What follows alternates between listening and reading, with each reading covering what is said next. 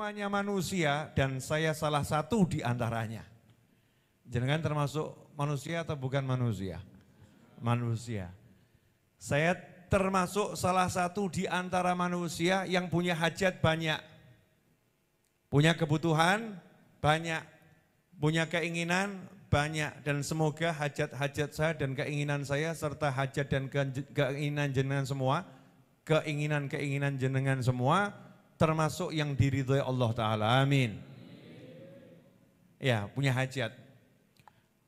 Walaupun hajat kita kalau dihitung-hitung tetap akhirat, ya tetap akhirat, tapi berbau dunia. Ya, tetap akhirat, tapi berbau dunia. Ada di sini yang hajatnya segera dapat bidadari surga.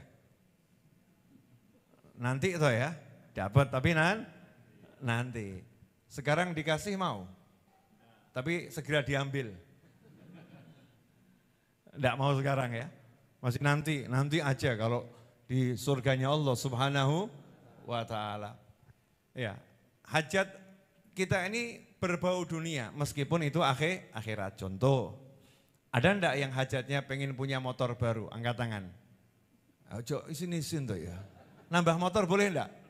Boleh, pengen punya motor baru. Angkat tangan, ada ya? Alhamdulillah. Ada yang hajatnya pengen punya rumah, ada enggak? Angkat tangan. Walaupun udah punya, angkat tangan saja ya. Jok nanggung-nanggung. Ada enggak yang hajatnya pengen punya mobil? Angkat tangan. Wis pokoknya apik-apik kabeh kok ya. Ini kan semua hajat-hajat akhirat karena kita niat motor untuk cari nafkah. Motor buat nyenangkan anak istri keliling jalan-jalan yang halal. Motor buat berangkat pengajian. Motornya diparkir hujan, naik mobil.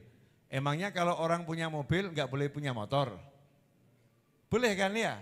Lah kenapa kamu punya mobil? Kan motor cukup, tapi mobil lebih nambah itu boleh. Ciri-ciri orang yang bersyukur adalah nikmatnya nambah. Jadi kalau nikmat kita nambah, insya Allah kita termasuk ahli syukur. Tapi jangan kamu buat dalil yang aneh-aneh. Ya. Oh dari motor punya mobil, motornya ada, mobilnya ada. Hujan, berangkat pengajian, temannya ditelepon. Bro, tak jemput. Senang enggak kira-kira temannya? Senang. Sehingga ngaji, naik mobil, niatnya bagus. Ini namanya niatnya akhirat, tapi masih berbau dunia karena urusannya dengan urusan dunia. Semua ya yang akhirat tapi masih berupa dunia, itulah yang dinamakan hajat-hajat duniawi. Ya, selama itu halal, maka itu tidak jadi masalah. Tapi semua keinginan yang sifatnya memang murni akhirat, contoh pergi ke Madinah ziarah Kanjeng Nabi Muhammad SAW. Mohon maaf saya nggak ngomong-ngomong tahu-tahu ke sana ya. Sebetulnya kan saya udah ngomong kan. Ya Jumat sebelumnya saya juga udah ngomong, nggak tahu lu nanti kalau tiba-tiba saya tiba-tiba nggak kuat berangkat ke sana. Betul ya? Itu jual tablet, alhamdulillah laku. Ya alhamdulillah laku. Bisa berangkat pergi ziarah ke Madinah. Jadi saya kalau udah punya pengen sowan Kanjeng Nabi Muhammad SAW, ya duwe ku apa? Dol, gitu aja kok repot. Sampai sana tinggal laporan, Kanjeng Nabi berangkat jual tablet. Kan gitu ya. Pasti ya mesem Kanjeng Nabi Muhammad SAW. Semangat, yang penting gak sampai memberatkan diri. Nah ini berangkat ziarah Nabi Muhammad SAW, berangkat umroh, berangkat haji. Ini namanya hajat akhirat. Nikah. Nah, ada yang jomblo di sini? Wah jomblowati kelihatannya bungkam, takut dilirik sana dilirik sini. Nah, ini yang jomblo yang belum menikah atau mungkin ada yang sudah pernah menikah. Ya, jangan ngomong janda atau duda, kok rodok saru gitu ya. Menyinggung perasaan nanti. Yang sudah pernah menikah, ya yang sudah pernah menikah. Mungkin sekarang yang belum pengen, yang sudah pernah menikah, ya dan pasangannya sudah tidak ada, pengen nikah lagi. Ini hajat dunia atau akhirat ini? akhirat. Karena pernikahan itu ya sunnah yang bisa menjadi wajib. Ya, sunnah yang bisa menjadi wajib.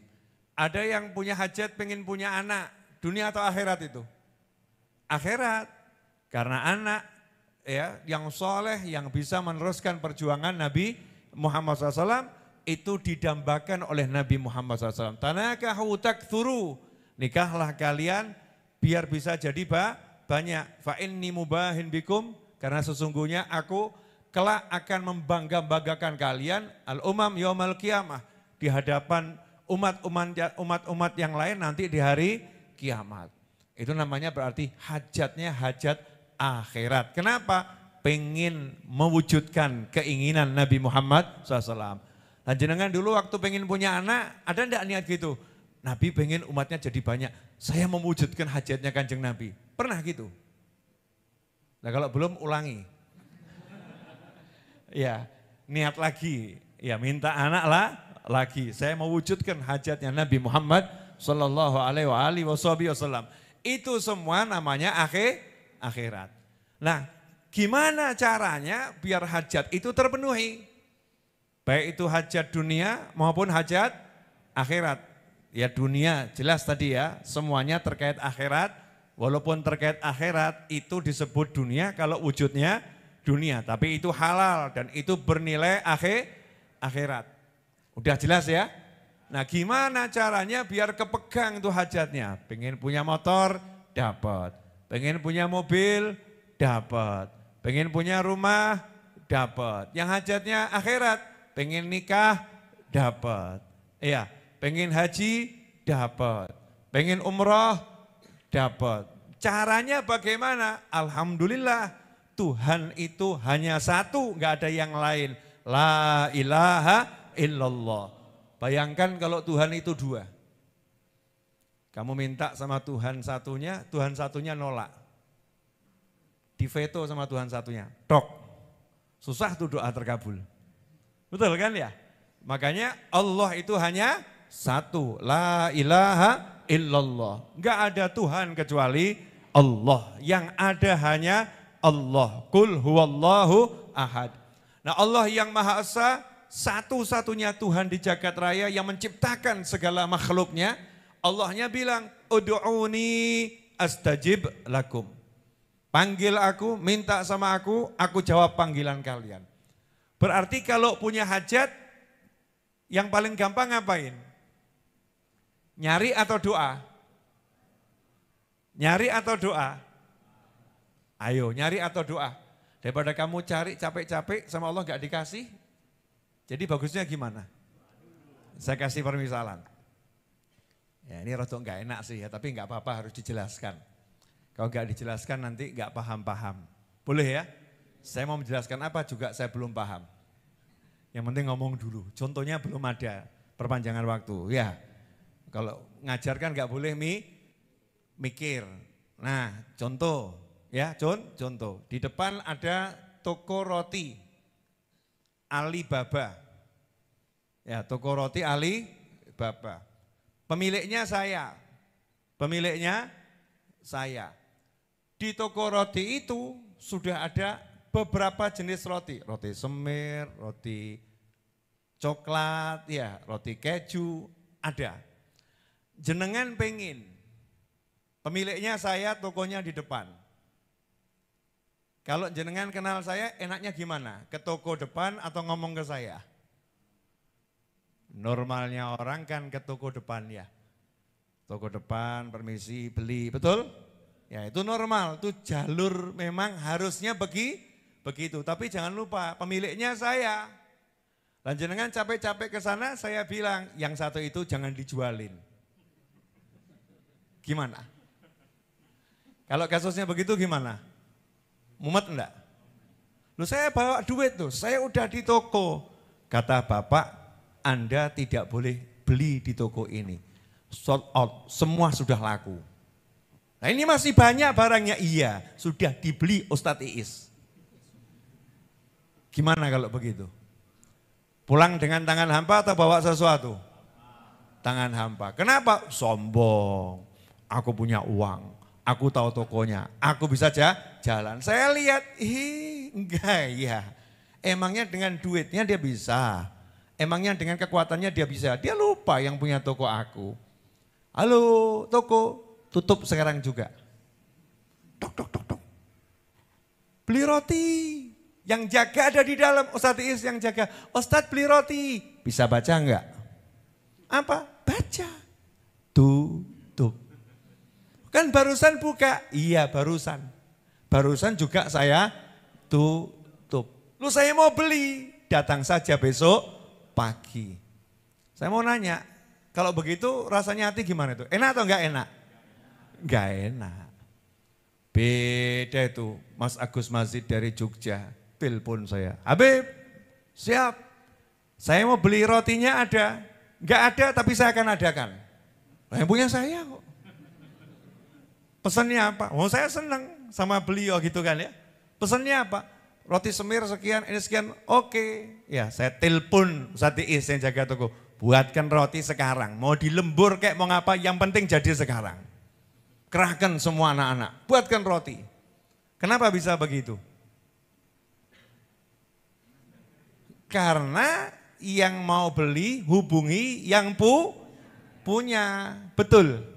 Dan yang punya baik hati. Akhirnya diambil alih, kamu duduk saja di Jogja biar aku yang urusi. Betul atau betul? Betul atau betul?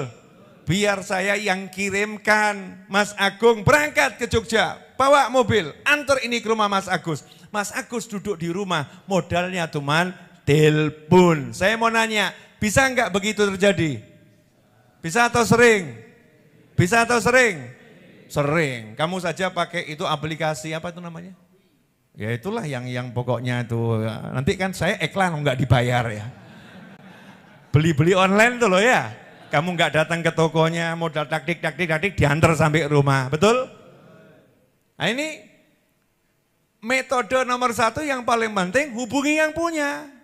Yang punya jagat raya Allah Ta'ala, kita enggak, ya aku pinter dagang, aku pinter usaha, aku pinter ini. Nyombongkan diri, Allah lihat, sombong dia. Capek ke pasar keliling, sama Allah ditutup kerannya, krek. Orang yang lihat, walaupun promosinya luar biasa, iklannya luar biasa, Allah katakan sama hatinya orang yang mau beli, jangan beli. Noleh semua, Mas ini enggak tertarik.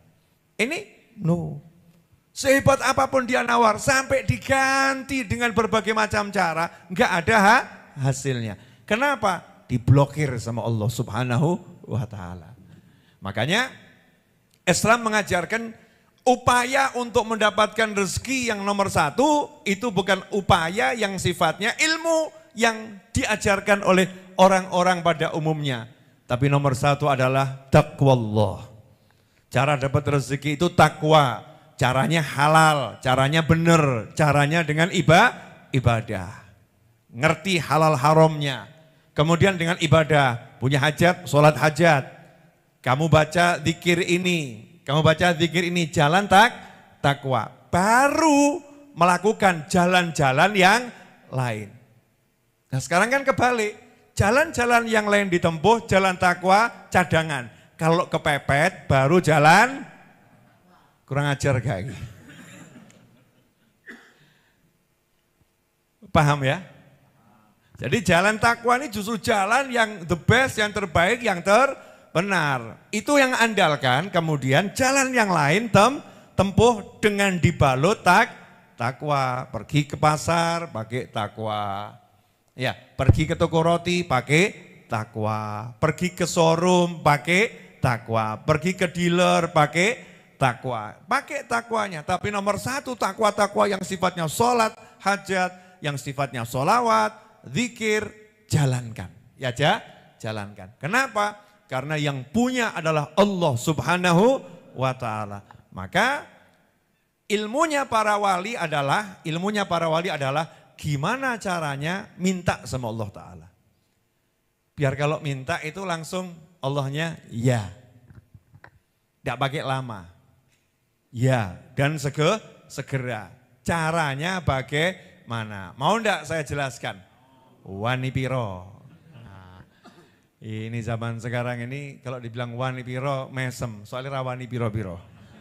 Kalau dulu kan piro-piro wani, kalau sekarang rawani piro-piro. Yang penting gratis, namanya juga ilmu. Oke, satu hal yang pengen saya jelaskan, ini rahasia, tapi ya nggak apa-apalah di-share ya. Namanya manfaat. Makhluk yang paling dicintai Allah siapa? Nabi Muhammad sallallahu alaihi wasallam. Dari semua ciptaannya Allah. Kan yang menciptakan Nabi adalah Allah. Yang menciptakan baginda Nabi Muhammad SAW adalah Allah. Nah Allahnya itu paling senang sama ciptaannya yang namanya Nabi Muhammad SAW. Paling senang.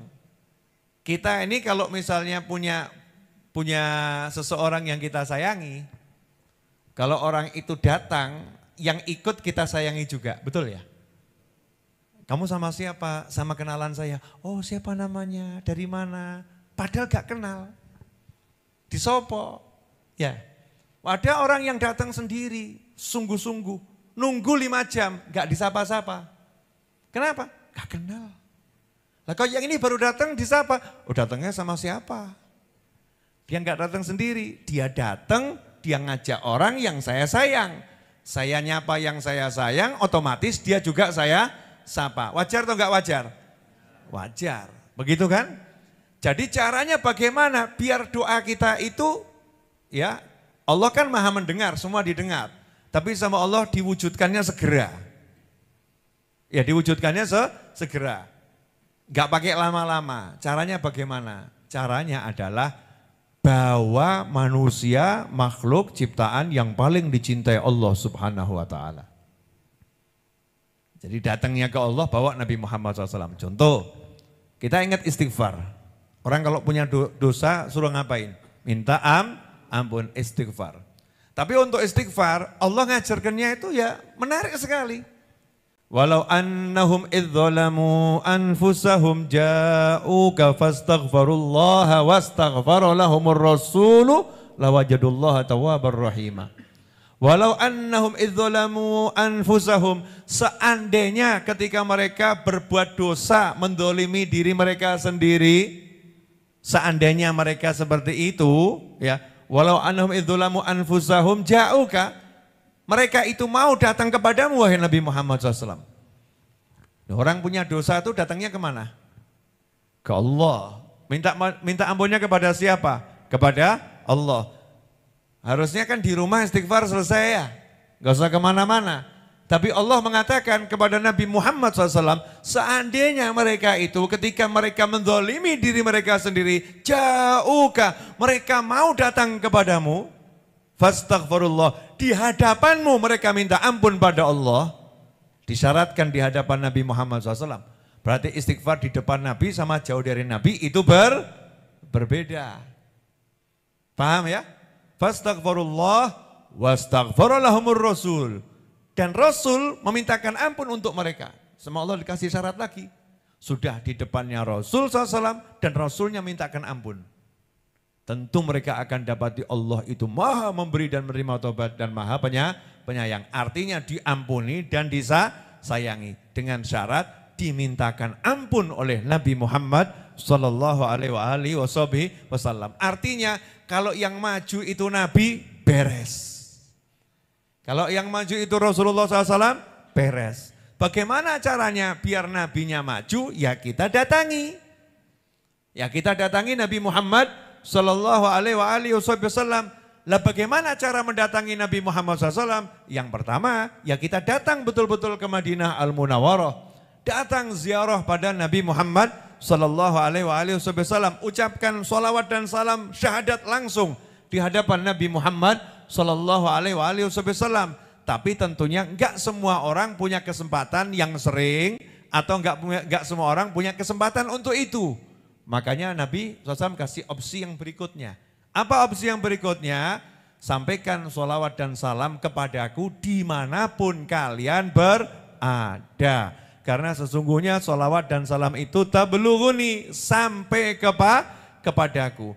Berarti kalau kita mendatangi Nabi SAW dari jauh dan tidak pernah jauh. Ini menarik ya. Dari jauh dan tidak pernah jauh. Kenapa? Karena Nabi SAW tidak pernah mengajarkan kalau ucapkan salam sama Nabi, ya salam sama Nabi dalam bentuk assalamu alaih. Enggak.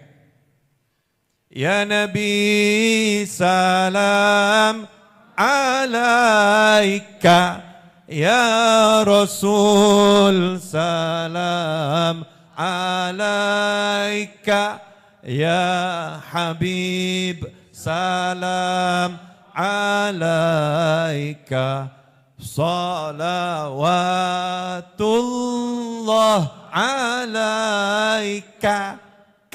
Kamu, anta, kaful khitab. Dalam sholat diajarkan langsung at-tahiyatul mubarakatus salawatut tayyibatu lillah assalamu alaika ayuhan nabiyyu wa rahmatullahi wa barakatuh. Langsung, enggak jauh. Kita enggak boleh meletakkan Nabi jauh di Madinah, enggak boleh. Nabi harus ada di hadapan kita, umatnya. Enggak boleh ada jarak antara kita dengan Nabi Muhammad sallallahu alaihi wasallam. Karena Nabinya enggak pernah mau membuat jarak. Rasul enggak mengatakan salam untuknya. Enggak, assalamu alaih. Enggak. Tapi assalamu alaika, kamu wahai Nabi. Ada di hadapan kita Nabi Muhammad SAW. Jadi kalau kita ini pengen mendatangi Nabi Muhammad SAW, ya betul-betul kita datangkan diri kita di hadapan Nabi Muhammad SAW. Ya Nabi salam alaika, ya Rasul salam alaika, ya Habib salam alaika, salawatullah alaika. Kan begitu ya. Kita datangkan diri kita di hadapan Nabi Muhammad SAW. Itu caranya begitu. Ya caranya semacam itu. Nah, lantas apa yang kita lakukan biar kita ini nyambung dengan Nabi Muhammad SAW? Rasul udah ngajarin. Solawat dan salam kalian tablughuni sampai kepadaku. Roh kita, diri kita betul-betul kita hadirkan di hadapan Nabi Muhammad SAW. Seperti yang diajarkan dalam sholat, kemudian kita ucapkan sholawat dan salam. Sholawat dan salam, nyambung dengan Nabi Muhammad SAW. Kalau udah nyambung dengan Nabi berarti yang di depan siapa? Nabi Muhammad SAW. Kita di belakangnya, ikut ya Rasulullah, ikut. Ya ikut ya Rasulullah, kemanapun nih ikut. Nah kalau udah bisa begitu, itu nanti mintaannya apapun beres. Insya Allah mudah, cepat, mantap. Asal dengan kesungguhan dan keyakinan. Makanya ulama-ulama terdahulu dan diteruskan dengan ulama-ulama hingga hari ini mengajarkan kepada umat, kalau kalian punya hajat apapun, kedepankan sholawat.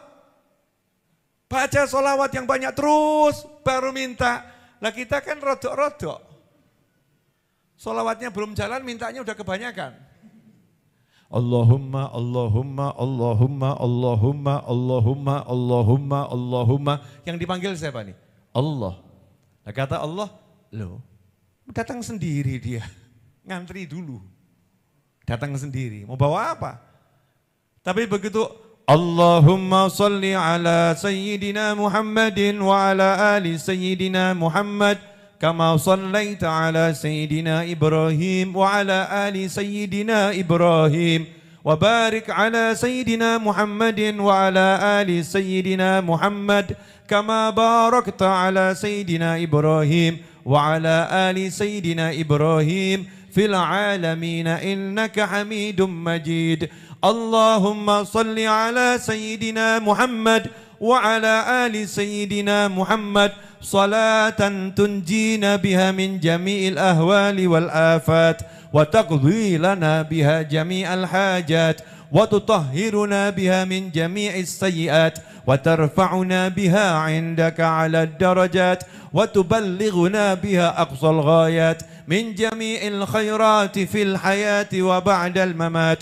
Allahumma salli ala sayyidina Muhammadin fil awwalin wa salli ala sayyidina Muhammadin fil akhirin wa salli ala sayyidina Muhammadin fil nabiyyin wa salli ala sayyidina Muhammadin fil mursalin wa salli ala sayyidina Muhammadin fi kulli waqtin wa hin wa salli ala sayyidina Muhammadin fil mala'il a'la ila yaumiddin. Allahumma salli ala sayyidina Muhammadin wa ala ali sayyidina Muhammadin miftahi babi rahmatillah adada ma fi ilmillah salatan wa salaman daimaini bidawabi mulkillah.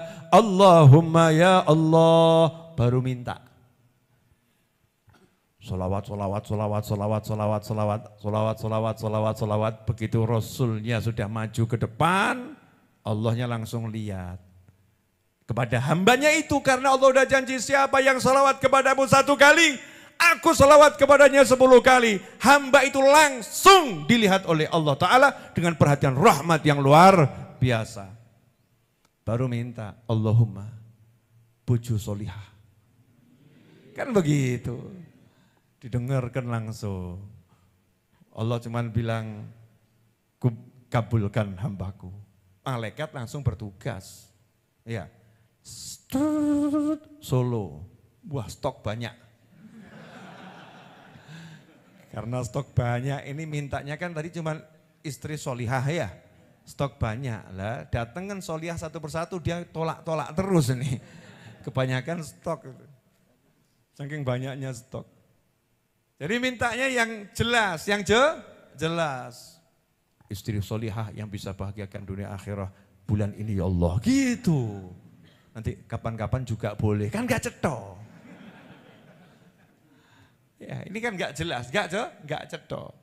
Jadi awali dulu dengan sholawat, awali dengan sholawat. Kenapa begitu? Karena dalam sebuah hadis Rasulullah Sallallahu Alaihi Wasallam bersabda seperti yang disebutkan dalam kitab Asy-Syifa karya Qadhil Iyad, ad-du'a'u bainas sholataini alayya la yurad.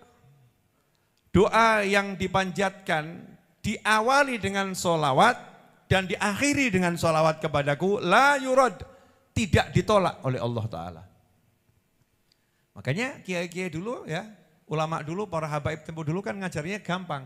Baca munjiah 1000 kali, baru minta. Ini kemerungsung. Pengen cepet-cepet, ya pengen cepet. Tirakatin sholawat terus. Ada yang ngomong, loh Bib, tapi kok sholawatnya buat urusan dunia. Nah kalau minta dunia enggak sama Allah terus minta sama siapa? Saya mau nanya, mau minta sama siapa? Mau minta sama kerjaan? Musyrik kamu. Kalau minta sama siapa? Sama Allah. Allah ngajarin caranya minta. Salah satunya Rasulnya mengajarkan SAW, kalau pengen doamu itu diterima, doa yang di antara 2 sholawat tidak akan ditolak. Artinya di antara 2 sholawat, diawali sholawat, diakhiri sholawat. Saya kemarin ketika di Madinah, kemarin sore itu saya masih di Madinah. Cus terbang pagi sampai Jakarta, cus terbang sampai Solo, cus khutbah Jumat, asyik itu. Kelihatannya bisa diulang itu. Ya, karena kelihatannya orang-orang pergi kemana itu Singapura kok nyantai-nyantai saja, Singapura bolak-balik. Kita yang niatnya itu pergi kemana, Madinah bolak-balik gitu loh ya. Walaupun gak sugih gak apa-apa. Masa hanya orang kaya yang boleh begitu? Kita yang melarat-melarat ini masa gak boleh? Wah ada orang ini kok miskin tapi bolak-balik Madinah. Iya, dia orang kaya, kenapa? Gak takut duitnya habis. Jadi yang punya seberapa ya dihabiskan buat itu. Nah kalau kamu kebanyakan mikir makanya miskin. Ya, punya duit tapi nggak berani beli apa? Betul kan ya? Duitnya punya tapi nggak berani beli, jadinya apa? Miskin. Lah yang satu ini duitnya ya punyanya itu tapi dia habiskan. Sehingga orang dulunya sugih dia ya. Kok bolak-balik Madinah, Mekah, Madinah, Mekah, Madinah, Mekah. Jawabannya dia santai, lah ndeku ya kuwi tok. Selesai. Jadi kaya dan miskin itu kan masalah sikap kita terhadap sesuatu. Kita ini termasuk orang yang takut jadi orang kaya atau enggak takut jadi orang kaya. Lah kebanyakan orang itu takut jadi orang kaya, siapnya jadi orang nggak kaya. Iya, siapnya jadi orang nggak kaya, takut nih kok dikeluarkan, takut dikeluarkan. Tiba-tiba malaikat Israel alaihissalam datang. Kebacot disimpan 10 tahun disimpan ya.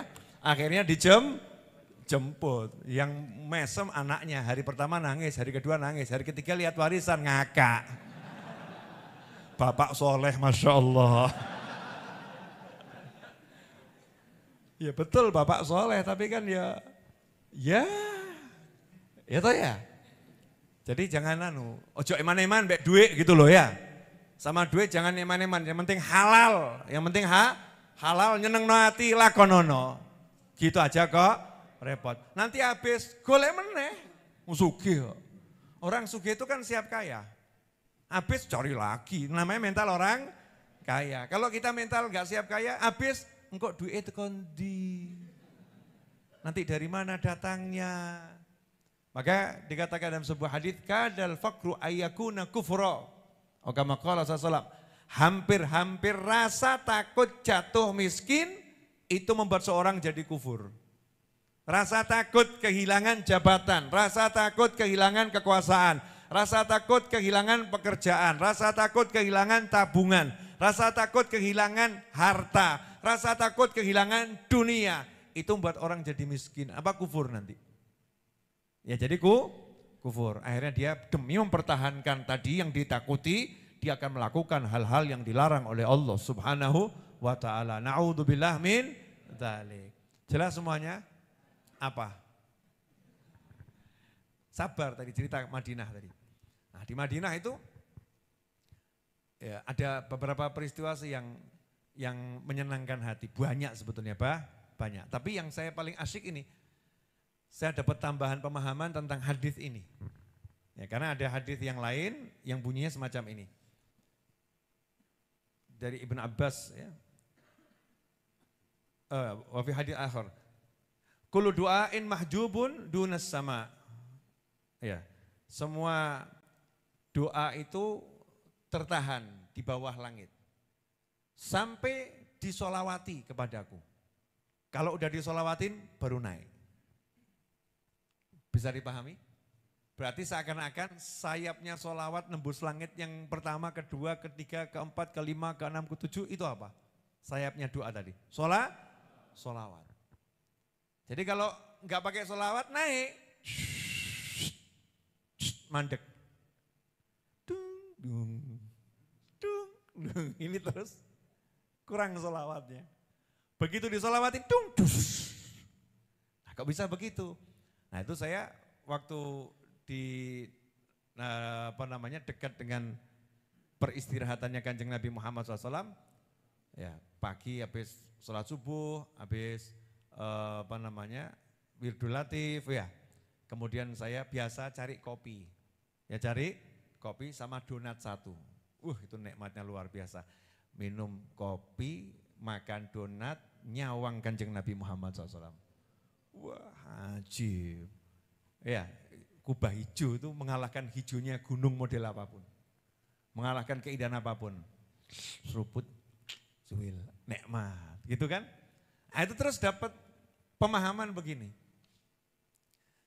Doa gak akan nembus langit pertama sampai ke 7.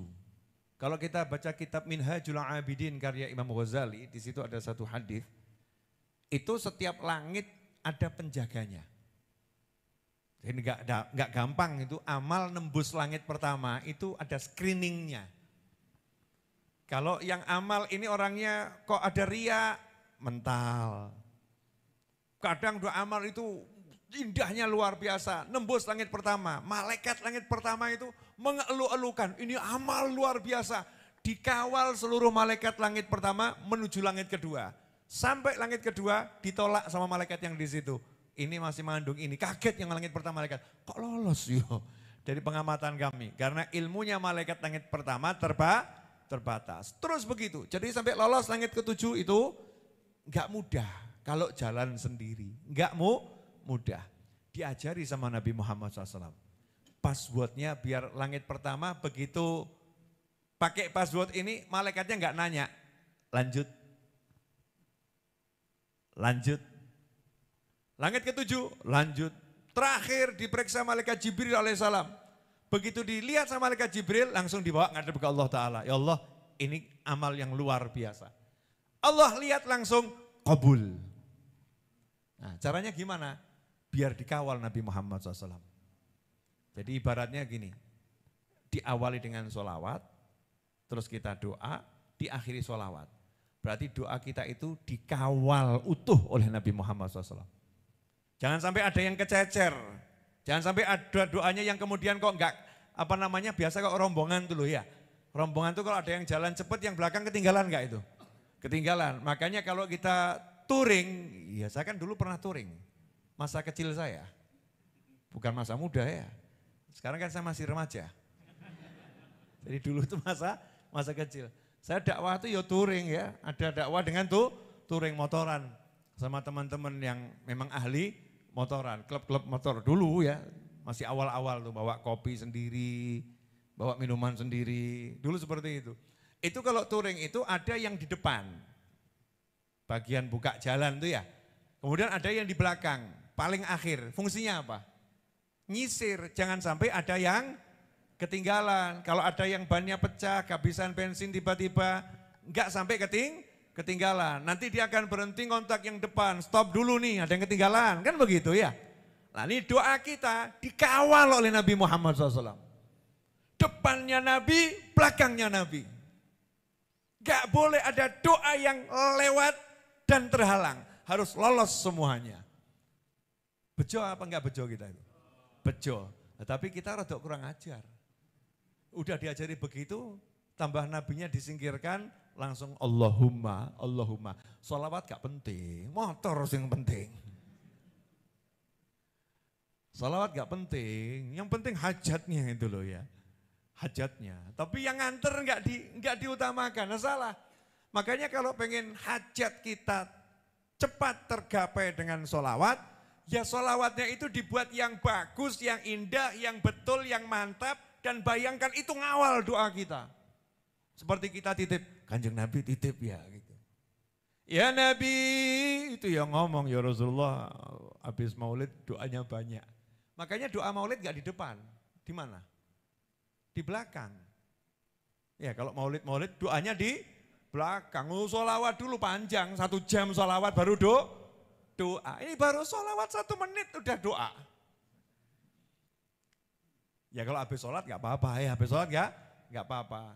Makanya seorang sahabat seperti yang disebutkan dalam sebuah hadis riwayat Imam Tirmidzi dan ini hadis hasan sahih. Seorang sahabat yang bernama Ubay bin Ka'ab radhiyallahu anhu, suatu hari beliau berkata kepada Rasulullah SAW, "Idza dhahaba rubul lail qama faqala," sampai akhir hadis, "Ya Rasulullah, inni ukthiru sholata fakam aj'alu laka min sholati." Ya Rasulullah, saya banyak sholawat kepada kamu. Waktu saya yang buat doa ini, jatah sholawatnya bagusnya itu berapa persen? Ada beberapa penafsiran ya tentang hadis ini. Ada beberapa penafsiran. Penafsiran yang terbaru yang saya dapat. Setidaknya itu ada 3 penafsiran. Nah, ini saya ambil yang terbaru saja ya. Yang baru saya dapat dari makna hadis ini. Jadi kalau seseorang doa itu, habis sholat misalnya, habis sholat, biasanya kan bismillah, alhamdulillah, kemudian sholawat, terus minta, ya gitu ya. Nah berarti itu porsinya sholawat dalam doamu berapa persen? Allahumma mobil, motor, rumah, bojo, gaji, wakeh gitu. Sholawatnya cuma 1, berarti kan minim persennya ya, kecil ya, kecil. Ini sahabat, ada yang memang kalau doa itu panjang. Dia doanya 1 jam, karena menikmati doa, apalagi di malam hari. Allahumma, Allahumma, Allahumma. Malam itu munajatnya para ulama, orang-orang soleh, sahabat itu indahnya luar biasa. Seperti munajatnya Syekh Ibn Athaillah Al-Iskandari dalam kitab Al-Hikamnya di akhir-akhir itu ya. Munajat yang luar biasa. Nah ini sahabat nanya, ya Rasulullah, prosentasenya buat kamu berapa persen buat sholawat ini? Maka Nabi SAW menjawab, ya terserah kamu. Up to you. Rasulullah nggak mau maksa-maksa. Karena ini urusannya buat Rasulullah SAW. Sholawat, doakan Nabi. Sholawat kan artinya mendoakan Nabi Muhammad SAW. Ya terserah kamu. Maka sahabat yang bernama Ubay bin Ka'ab radhiyallahu anhu menjawab, ya Rasulullah bagaimana kalau saya jadikan seperempatnya untuk sholawat, ya 3/4-nya untuk minta, untuk doa, untuk zikir yang lain. Jawaban Nabi ya, terserah kamu, tapi kalau ditambah lebih bagus. Terserah kamu kalau ditambah lebih bagus. 50% ya Rasulullah buat sholawat, terserah kamu kalau ditambah lebih bagus. 75% ya Rasulullah untuk sholawat. Jawaban Rasul SAW ya terserah kamu, tapi kalau ditambah lebih bagus. Begitu dengar 75% Rasul masih mengajukan kalau ditambah lebih bagus. Pertanyaan saya, misal kita doa 5 menit. Wah sekanggalan 5 menit hitung ya, petang menit terus. Biar matematikanya gampang. Kita doa 4 menit, 3 menit baca sholawat. 1 menit doa, kira-kira itu sudah banyak belum sholawatnya? Banyak kan ya, sudah banyak. Tapi Nabi mengatakan SAW, kalau kamu lebih banyak lagi porsi sholawatnya, lebih bagus. Tapi sakarepmu. Sahabat gak banyak mikir, ya udah Rasulullah kalau gitu semuanya sholawat kan gak usah minta. Semuanya sholawat, gak jadi minta. Jadi waktu doa 4 menit sholawat semua. Gak ada mintanya. Gak ada mintanya. Senyum Nabi Muhammad SAW kemudian mengucapkan, idzan yukfa hammuk wa yukfar laka dzanbuk. Idzan yukfa hammuk wa yukfar laka dzanbuk. Idzan yukfa hammuk wa yukfar laka dzanbuk. Jawaban Nabi ini SAW jaminan terhadap tadi yang saya sebutkan. Kita itu ada hajat dunia, ada hajat akhirat. Nah hajat akhirat dari kita haji, kita umroh, kita ziarah, kita sedekah, kita zikir, hajat terbesarnya apa? Minta ampun. Biar diampuni oleh Allah Subhanahu wa ta'ala. Hajat dunia, seperti apapun hajat itu yang kita inginkan, pengennya apa? Tercapai, betul ya? Tercapai. Nah ini enggak minta, tapi kalau waktunya semua digunakan untuk sholawat, jaminan dari Nabi Muhammad SAW, idzan yukfa hammuk. Kalau begitu, apapun yang menjadi keinginan hatimu, urusan dunia tadi, Allah akan cukupi. Makanya orang ahli sholawat itu hati-hati kalau batin. Allahumma puju, langsung rabi. Hati-hati. Ahli sholawat, makanya ahli-ahli sholawat itu kan gak berani batin loh. Wah hati-hati batin, wujud enggak repot itu. Kan begitu. Dia jaga betul tuh, pengennya itu dijaga. Karena dituruti sama Allah Ta'ala. Idzan yukfahamu. Yang bilang Nabi Muhammad SAW. Wa yukfar laka dzanbuk. Dia kalau kepleset berbuat dosa. Belum sempat istighfar, sudah diampuni. Beripun. Saya mau pembetulan saya nih. Saya ya. Istimewa kalau katanya dekengane pusat. Nah, katanya Gus Ekdam itu istimewa Beb, istimewa. Bahasanya beliau istimewa. Belum sempat istighfar sudah diampuni. Kenapa? Karena dia merelakan jatahnya minta untuk memuji Nabi Muhammad SAW. Dia merelakan jatahnya minta, dia gunakan untuk memintakan tambahan rahmat, tambahan kedudukan, tambahan kemuliaan dengan sholawat pada Nabi Muhammad sallallahu alaihi wasallam. Dari sini jelas ya. Jadi kalau punya hajat, biar gampang terkabul, caranya bagaimana? Kencengi sholawatnya banyak, terus minta. Allahumma. Kalau kita masih makom ya 15% sholawat udah ajib itu. Udah luar biasa. Kalau para kiai kan ngajarinya top banget. Mau hajat kabul, mau yai. Ya udah baca nariyah 4.444 kali nariyah. Mintanya mobil. Lu minta satu ya, sholawatnya 4.444. Ya kalau kita ambil versi yang rodok persentase, ya 25%-nya dari nariyah kan munjiah. Kalau munjiah kan 1000 munjiah minta. Nah, model-model seperti kita ini dikasih munjiah aja nawar. Ada enggak paket hemat gitu loh ya. Mesti nawar kita ini. Nah, ada orang yang ngomong sama saya, Habib, apa bisa terwujud loh? Ini pertanyaan rada aneh. Apa bisa terwujud? Syaratnya doa itu harus ya yakin, harus yakin. Terus saya diam di rumah, tidak ada yang ngajari suruh diam di rumah, betul ya? Kamu kerja seperti biasanya, kalau kamu enggak doa kamu juga kerja, betul? Kalau kamu enggak istighfar kamu juga kerja, betul? Kalau kamu enggak sholawat kamu juga kerja, betul? Nah sekarang kerjalah seperti biasa, tapi jangan andalkan pekerjaanmu, andalkan istighfarmu, andalkan sholawatmu, andalkan sodakohmu, andalkan baktimu sama orang tua, andalkan akhiratmu. Dunianya akan ikut. Clear? Dah. Jadi cara menyelesaikan urusan kita, perbanyak apanya? Sholawat.